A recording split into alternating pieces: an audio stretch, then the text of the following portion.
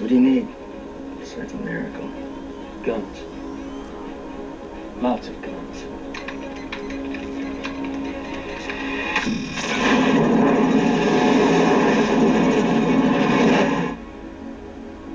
Neo, no one has ever done anything like this. That's why it's going to work.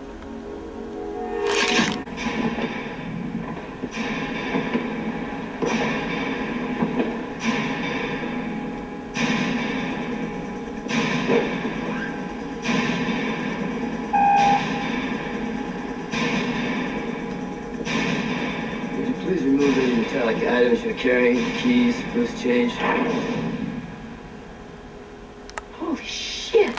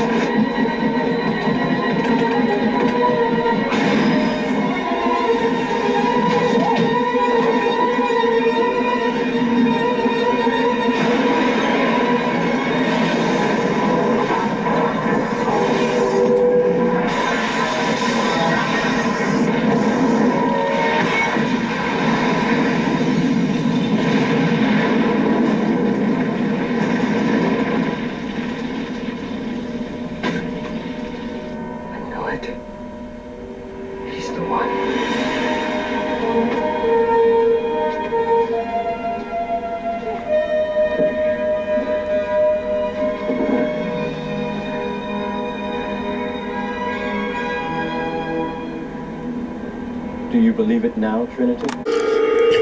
And because it happens that the shedding of blood is the only way that can ground their awareness into this realm, this is how the practice of ritual sacrifice to these entities began.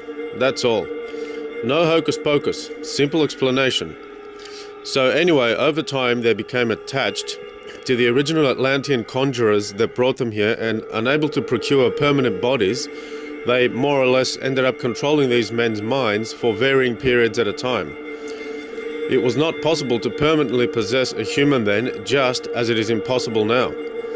This is because a human's mind actually resides in the 5th dimension, and these entities exist below this level. So only if one was in a chronically low state of mind could they be controlled by these things. But no human can be stuck in such a low emotional state for a very long time. If they were, they would end up killing themselves most likely. So in the beginning, when these men brought them forth, all they could do was attach themselves to the men's subtle bodies for varying periods, and if there weren't any fresh sacrifices for a time, their effect would wear off. So constant sacrifices were demanded by the entities because this is what allowed them to stick on the magicians' auras and use them as hosts. The magicians were not stupid, however, just greedy. They didn't like the entities one bit, just as we don't like them, but their greed and power lust was their downfall, because, as briefly touched upon earlier, the demons gave them knowledge. What this knowledge specifically was psychic knowledge that was very difficult to be gained from any other source. Now, while we've maintained that a human's mind is situated in the fifth dimension, which is in a higher plane than the reptilians are at, to unenlightened humans, however, this is not an advantage. For only when a third-dimensional people overcome their egos are they able to reach into the fifth dimension clearly. Aside from the fact that humans weren't ready yet back then anyway, the reptilian entities tried everything in their power to stop Earthlings from ascending. Thus, our growth has been stunted by this dimensional infestation since Atlantean times and continues to be so now. So while now we are very close to outgrowing this quote-unquote spiritual cancer of our minds, back then these greedy politicians were totally overpowered by these things, since the clairvoyant knowledge they provided them with seemed incredible for those times. Thus an uneasy partnership was forged, and because certain demons were attached to certain men until their deaths, there was a familiarity created between these demons and the individual energy signature of their human hosts. Now, an astonishing piece of information is the following. Another word for a person's unique energy signature or vibrational code is the DNA code. Those of you who are already familiar with Icke's theory on this must be in shock now, because for those who don't know, might I say that there is an inextricable link between the 13 Illuminati bloodlines' DNA and their occult powers. Their occult powers are directly related to the purity of their DNA, we are told. This is the reason for their interbreeding, to keep the genetics as quote-unquote pure as possible. So, as can be extrapolated, what happened is that after the original entities conjured developed a familiarity with the unique DNAs of their respective hosts, they were then attached to that specific DNA. In other words, they developed a quote-unquote special resonance with that DNA. And this is how the bloodlines of the Illuminati began all that time ago, during a time that has been wiped from official history. This has been done by design by the descendants of these men thousands of years later, when they realized that the populations may discover what had happened in Atlantis if they were told about its history.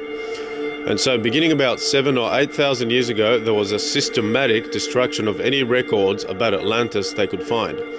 Only legends have remained for us. They left some bits of information, but the important knowledge is all hoarded by them.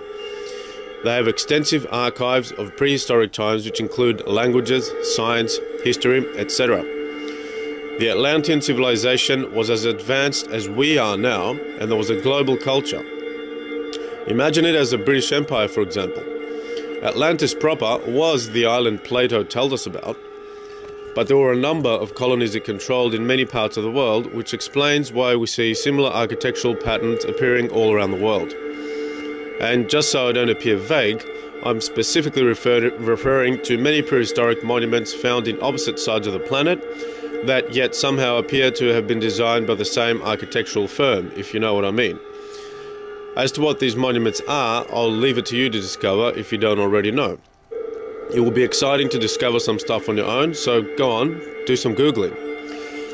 It doesn't sound far-fetched when we say that the same types of houses are built in England, Germany, Australia or America today, because we can see that there is a global Western culture with very similar architecture, food, language, entertainment, education systems, etc. Well, make an effort to try and imagine that something on an identical scale existed at the time of Atlantis, and there you have it. You'll get a very accurate picture of what it was like back then. So this culture destroyed itself eventually, and these men started dynastic families that became ever more powerful and ever more secretive as the centuries passed. The connection with the entities only became stronger, and there were more elaborate rituals and pacts that they worked out between them. Over time, while the Atlantean men were probably nothing more than foolish dilettantes, their descendants eventually emerged as masters of the magical arts as the millennia passed on. And by the time of the first pharaohs of Egypt, these families, who were descended from those foolish statesmen from Atlantis, had deeply entrenched themselves in government positions as bureaucrats and high priests who were second only to pharaohs. These bloodlines had become experts in the magical arts by this time, the workings of which they kept secret, and thus created an air of mystery and fear around them, which is something they like to perpetuate to this day. They were instrumental in either infiltrating or founding their own magical schools, which they controlled very strictly, and only family members ascended to the highest ranks. By the time of classical Greece and the Roman Empire, Egypt had been completely taken over, since they used their secret mind control techniques on both the pharaohs and the populations. Now this goes back to something we said in the very beginning, that these families are used to being thought of as superior. This stems mainly from the Egyptian priesthood era onwards, because that is a period that they cemented their power completely, and thereafter cared about only expanding on this power even more. And certainly this is the time that they began to disappear from history completely. They finally had the resources to do this now. There was scant information about this group even before this period. This is how good they were at remaining in the shadows. But they didn't have the clout to make large amounts of historical information disappear, or to hide their tracks beneath impenetrable layers of secrecy until then. All they had managed to do before this was remove any accounts of Atlantis from the public's hands, and generally keep a low profile, just being the hidden puppeteers of chieftains, kings, and later of the pharaohs. From the time that Greece took over Egypt, however, they deemed it necessary to go completely underground, firstly due to the power of Greece and then Rome, and secondly because they would have done so anyhow even if Egypt remained a great power. They were too powerful to remain in the open, you see, so they were always meaning to go underground in any case. Of course, the advent of Jesus around that period changed the energies on the planet very dramatically, and actually this was a trend that had started since the rise of Buddhism centuries before Christ. Buddhism, however, was not a direct threat because these dynasties had their power base in the West, and by this I mean the geographical areas that included Egypt and the Middle East, and later the classical Greek and Roman worlds, which was an extension of these areas. These are the cultures that, by their considerable intermixing, created that unique brand of culture we now know as the Western civilization. So even though quite a few sages knew about the Eastern philosophies of the Buddha and others, they were a minority. Christ, however, was the Western version of Buddha, since the original message of Jesus is near identical to Buddhism, much to the disbelief of many Christians who refuse to do research on this. So Jesus caused them 50 times more trouble than David Icke, Alex Jones, and Ron Hubbard put together. They got rid of him physically, but his message couldn't be destroyed and only grew. So they finally resorted to changing the original message and combining it with a number of popular beliefs of the day, until it became unrecognizable from the original things Jesus taught and the tenets the first Christians followed. This was basically the creation of the official Roman Church, which was comprised of 75% sun worship and paganism, and 25% of the original Christian teachings, which were basically identical to Gnosticism and Buddhism. Basically, as controversial as it may seem to some, Jesus was more like an ancient David Icke, or real-life Neo from the Matrix, than anything else. Born-again Christians are very close to the mark in sensing that the organized religion aspect of mainstream Christianity is something they don't need, but they don't make much headway beyond that, since they also follow the Bible as blindly as the others. Of course, I need to put this important statement in as well. I'm not saying the Bible is not divinely inspired, but I'm saying that it has been tampered with so much as to make it unrecognizable. Many people won't like this, but in a similar fashion, I don't like how the state of the world is, and these issues need to be addressed in order to improve the world.